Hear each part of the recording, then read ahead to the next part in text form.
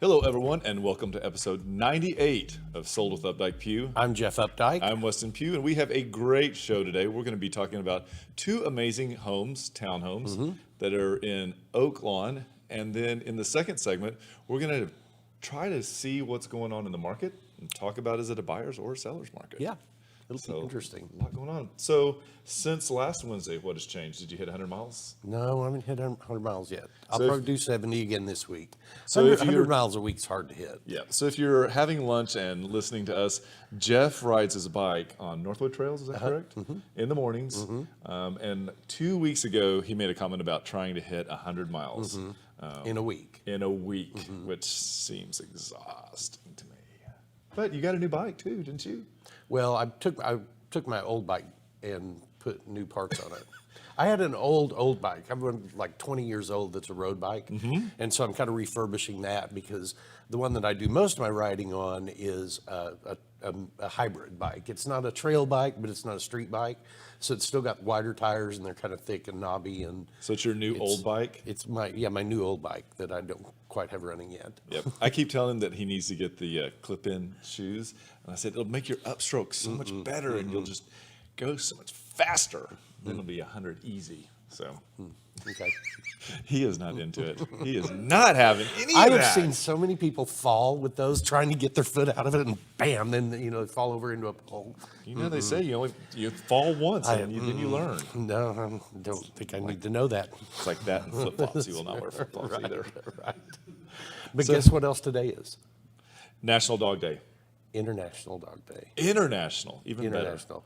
So Echo, Cannon, Ranger, whatever your name is. What do you call him? Nugget. better. What do I? Nugget. I call him Nugget. And Do he call answers him to Nugget. it. So Papa's saying hi. That's awesome. So it was a busy weekend for us. It was a really busy weekend. A lot going Yeah, on. it feels like springtime. Yeah, it does. I mean, it feels like springtime in selling real estate, even though we're in the dog days of summer. Feels like springtime, but it's 100 degrees outside. So Yeah. absolutely the same thing. It's amazing. But yeah, it was a good weekend for both buyers and sellers out there this weekend. And we're going to swing back too. And I think this is kind of what helped you and I make the decision that it was a good time to start talking about what's going on in the market, because as we started doing some other research online, it kind of helped kind of gel that whole idea together, because more and more people are having that. So we're going to bring that up. And we've also got Anthony Jackson, who's Vice President of Finance for Ebby, also chimed in with his update, and it also worked. So It did. And it really it's interesting because we get the real estate roadmap from Chris Kelly, who's Correct. the CEO of our company, I think every Friday. And then we get the finance update from Anthony Jackson on Tuesday afternoons. And they're really both great information, because the real estate roadmap is really focused more on agent type information, what's going on in the company and that type of thing. But when Anthony comes and shares information on Tuesday, it's really great nuts and bolts stuff that help us be better agents and helps us kind of share what really is going on. kind of talk about to our clients what to expect, or this is normal, and just kind of gives everybody a sense of peace. Yes. So, Yep. well, today we've got two great homes, and the first one that we're going to talk about is going to be 2833 Thomas Avenue. I'm sorry. And this is actually in the historic district of St. Thomas. And if you haven't ever been in St. Thomas, it's really an amazing walkable neighborhood. Wasn't it the cornerstone of what created Uptown? Yes, it was. And you can tell because of the maturity of the trees and the way that they had the foresight to create sidewalks that allowed for people to really stroll and enjoy, and the way that they've laid out the different restaurants and bars, but they're not enormous like 5,000 person bars. It's more of a quaint neighborhood Cheers concept. It is a really great place. It's a great location. It is accessible to everything. I think the home we're going to look at, it's got a walkability score of 93 or 94. Yep. So you have, restaurants and theater there.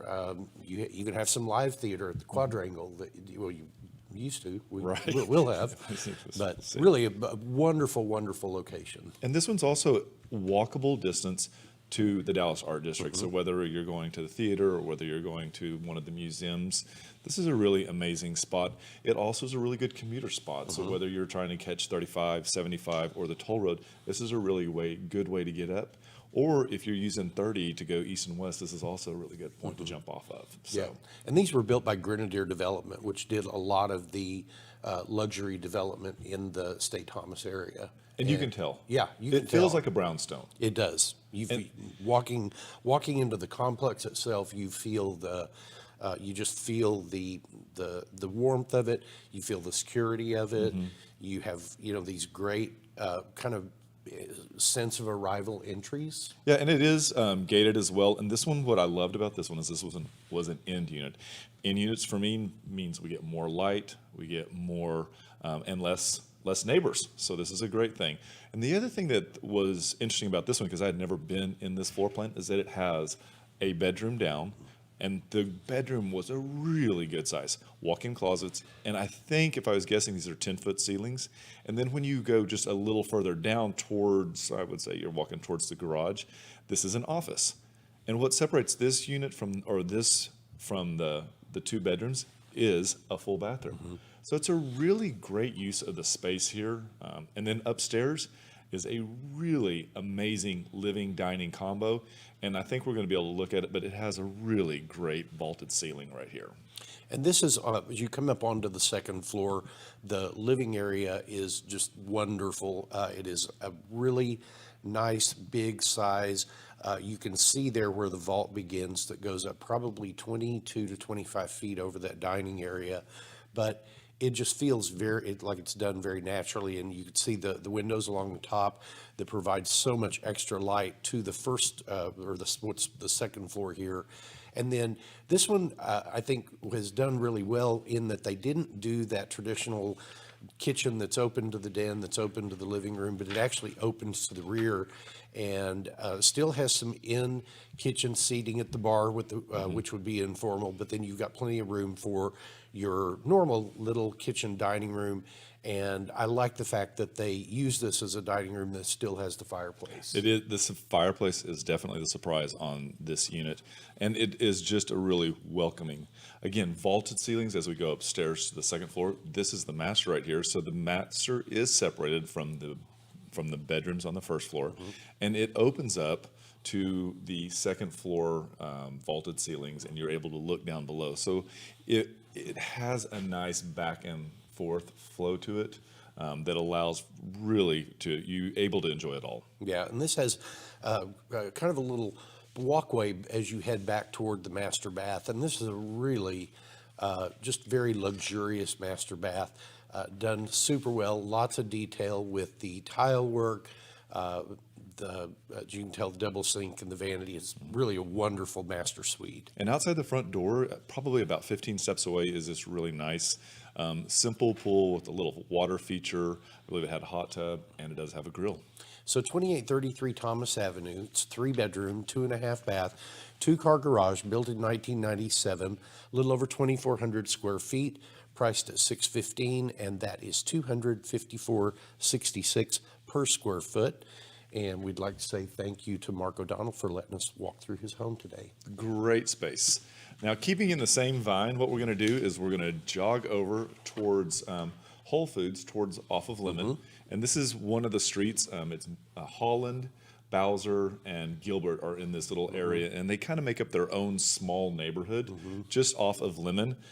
And it's 4223 Holland Avenue, Unit 101. And this is brand new construction. Before we get into that, let's talk a little bit more about the neighborhood. Yeah, the neighborhood is really, so in my mind, Oaklawn is really kind of divided up into 3 areas. You've got the section that is between Cedar Springs and Maple, that is kind of the up-and-coming neighborhood now.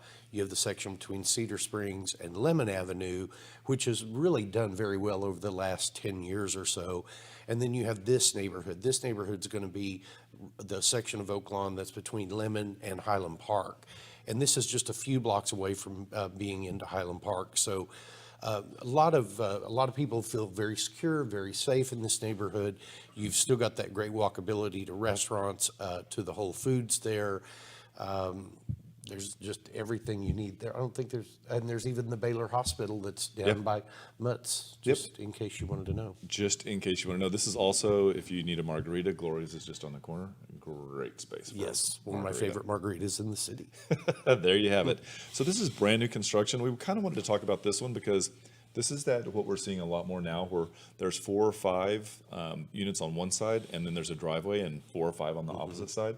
So it actually gives you 4 end units. And so these images that we're going to have are a combination of the different units that are available, both end and interior units. And one of the things that we liked when we saw these, when we drove up, was that they weren't on the street. There was some green space between them, and they'd done a really good job of bringing the color palette forward that we have so many buyers that are interested in.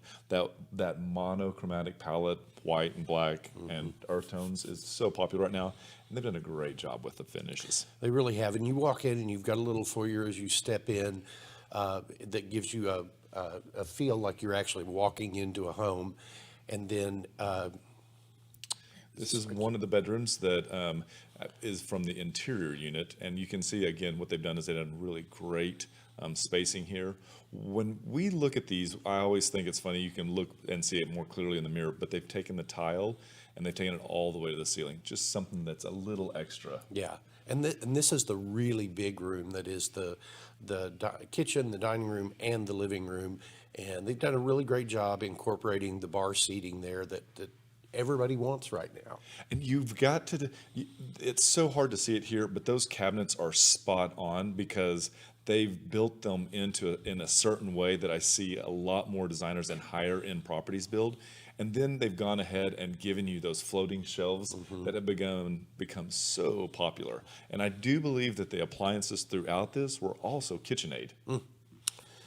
So this is one of the interior floor plans that shows this kind of staircase going up. This is really what I wanted to get to because this is the front unit that we were able to tour, and having these really grand doors that open on the front are just absolutely amazing. They are, and I love the fact that we're seeing them in this darker pane, whereas before they were always white, and it opens up to a decent sized balcony. A lot of times we get these and they're smaller and they look more like Juliet's. Yes. And then this is another example of how that floor plan can be laid out. And again, you see there's so much versatility. And these are really generous size rooms. That's a king size bed, and I think those are both 42-inch nightstands, and still there's plenty of room to have a little, not a little, but a really good sized chair there, your dresser, and whatever else you might want. So they did not skimp in the bathroom, and it was so exciting to see that the design elements continued with the marble in the floor and in the shower. And then the way that they've configured these separate vanities, which again are one of the big things, but don't miss these closets. I felt like every single one of the ones that we went into, they had paid extra attention to and given you that extra closet space. Now, this is a utility room, and utility rooms are really critical. I feel like they've really become the storage for the townhomes these days. I would agree. And this is an oversized garage that's also got the little nook in the back. Insulated garage doors were used, and they're just really, really well laid out. So 4223 Holland Avenue, 2-bedroom, 2.5 bath, 2-car garage, built in 19 or finished in 19, a little over 2,400 square feet, priced at $699, and that's $284 a square foot. And we want to say thank you so much to Claudine King for allowing us to highlight your home. It is amazing. Thank you, Claudine. Yep. And so if there's anything that you would like to know about these homes, inside the comments, you'll be able to click on and get more information about the homes. If you'd like to take a look at those, please let us know, direct message us, get in touch with us, and we'll be happy to make that happen as well. And if you're watching on Facebook, just reach down and click the little like button. If you're watching us on our YouTube channel, reach down and click the subscribe, and we will be right back. Yep. There are lots of ways to keep up with us. Visit and like our Facebook page to watch us live and get updates about future show topics. Also, visit our Instagram account where you can see the latest homes we have for sale. You can also check out our website at updikepugh.com where you can create customized searches of active and sold homes that you may find of interest. If you'd like to know how much your home is worth, visit homeprice.fyi and you can get a price instantly. Just enter your address and a couple of other pieces of information and we will email you a price. If you are on the go and podcasts are better for you, our second segments are available on iTunes and Spotify. Last of all, you can reach out to us by phone or text at 214-377-2223. And welcome back to episode 98, our second segment today. What we're going to talk about is a question that we get quite a bit, and it's, is it a buyer's market or is it a seller's market? And it's a true question. And for so long, it was such a seller's market that it was just scary. Yeah, we've seen it be very definitive in both. On both sides. Yeah, on both sides. And I think you and I prefer it to be more of a neutral. Definitely. It's just neutral. And so that's a great way. So how does the industry define if it's a buyer's, sellers, or a neutral market? Well, economists and our industry define it as if there is, they look at it from a perspective of if no other property came on the market today, how long would it take for everything to sell? And that is the months of inventory is basically the way they look at it. And that's the important thing, because that's what everyone says, how many months, and that's how they're getting to that. Yes. Days on the market. Yeah. And so typically when we say 1 to 3 months of inventory on hand, that is going to be the seller's market. And so then 3 to 6 would be neutral. 3 to 6 months worth of inventory. Right. And I abbreviate too quickly. And that means it's enough for everyone.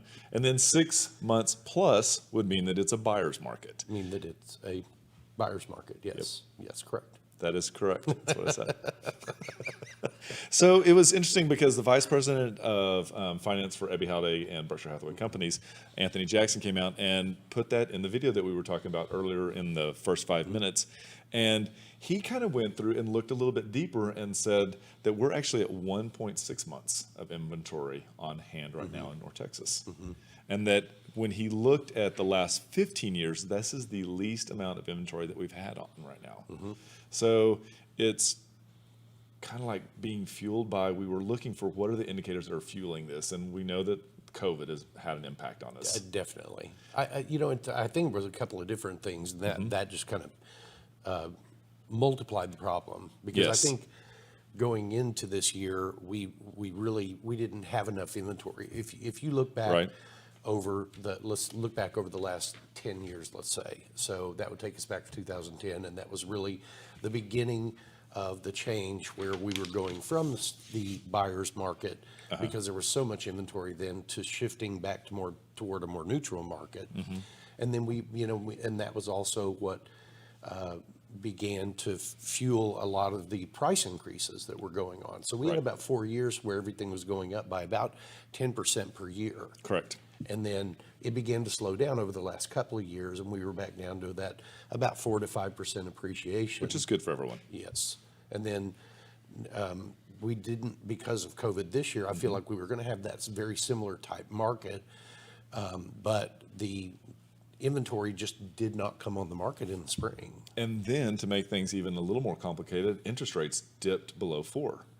And And now that some of them were below 3. And so now there's this giant hustle for everybody to get out there. And we're seeing that, 3 out of 10 buyers right now are first-time home buyers. So you're seeing people come out. You're seeing people step up into price points that they couldn't have been in before. And as we were going through Twitter looking for more information that kind of supported this, we noticed that Steve Brown had written 2 articles last week or this week.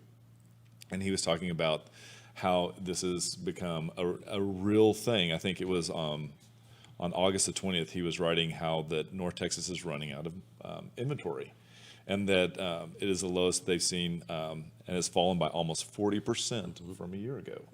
But there are interesting notes that in some of the more luxury downtown condos, there's a lot of inventory that's come on the market. And so Jeff and I always like to point out that real estate is very specific to where you are geographically and price point. So broad strokes, we have to be very careful. With that said, if there's a neighborhood that you're interested in, or even your own that you live in, you'd like to know what's going on, we can pull that information up really quickly. Yeah, it's really, we've got our system down now where we can really hone in very quickly on a neighborhood, a subdivision, a quadrant block. Yeah. And and get that information and get that, yep, handily. get it to you. So one of the things that we also wanted to kind of then reflect back, because we've talked about local information from our company. We've also talked about Steve Brown, who's looking at it from all of North Texas. But then in the last 4 homes that we've put under contract, they kind of match what we're talking about. And it's not like we left something out. These are the ones that we've actually had. I believe they were single-family home, 4 single-family homes, and they were across the Metroplex. So, A variety of neighborhoods, yeah. variety of price points. Yep, Oak Cliff, Oak Lawn, East Dallas, North Dallas. So we were pretty much everywhere. Some of the information we think people might be interested in is knowing whether they were going to put their house on the market was what was the condition of the home. And I would say that of the 4 homes, they were all ready to move in. One of them does have some updates that they want to do, and that's a master bathroom update. And then the others were maybe maintenance, but there's nothing on there that someone would walk in at that price point and say, well, I'm not interested in that. There's a real interesting gap that I'm seeing in the marketplace right now where, and we've talked about it before, kind of where the houses that are done, houses that you've got 95, 96, 97% of the things done in the house. Right. People are paying top dollar for. I mean, I was trying to think of how many of these were at or above list price. I think 3 of the 4 Right. are at or above list price because Right. the house was so ready. There's so little for people to do. And I think that buyers want that house to be turnkey because I feel like there's enough stress. Especially, I don't think that we're seeing a lot of people where they have this giant gap where they don't have to get into the house, like they need the home. Yeah. And so if there's something that's a large ticket item, it begins to make them have to really begin to question the logistics of the move and of the repairs. And so it kind of gets difficult for them to wrap their head around it. I agree. The other thing too that we noticed is that of the 4, only one of them was dependent on school district. The others, they didn't care about the school districts. So it was very interesting. We're just trying to piece our head around the data that we have. And we know it's only a small snapshot, but it's still the actual snapshot of what you and I actually can speak to because we're in those transactions. Yeah, I agree. And so that's pretty much, I guess, the wrap on what we think the market's doing right now. Yeah, it's, I mean, if I had to go back and kind of answer the question, is it a buyer or a seller's market right now? Yeah. I don't know that there's an answer to it unless you kind of narrow it down geographically, because in some Right. areas geographically, it is still a buyer's market. Right. And then you get into some areas, and condition is another, just as you were saying, And price point. and price point. So it's a, if you really do want to know the answer to that question, call us and let's talk about what area you're thinking of or Right. what area you live in. And from that, we can give you a more exact answer. I did also want to say that we have a great variety of listings Right. on the market right now that would, I think are all really good values for people. There are a variety of locations. Single family. Single family, we've got a couple of condos. I would say with that really good house on Orangewood right now. Yeah. That is just a fantastic deal. With a pool in Richardson Independent School District. Yeah, in the city of Dallas with Richardson Schools, which is a really, really great, and talk about convenience right off of Beltline and Yeah. Preston Road. That's that one that's got the school that's walking distance to the school as well. Yeah. So there's a lot out there. There is. So if you'd like to see any of our listings, please give us a call. Just reach out to us. They're easy to find on our website. That's right. And just remember, we want to be realtors for life.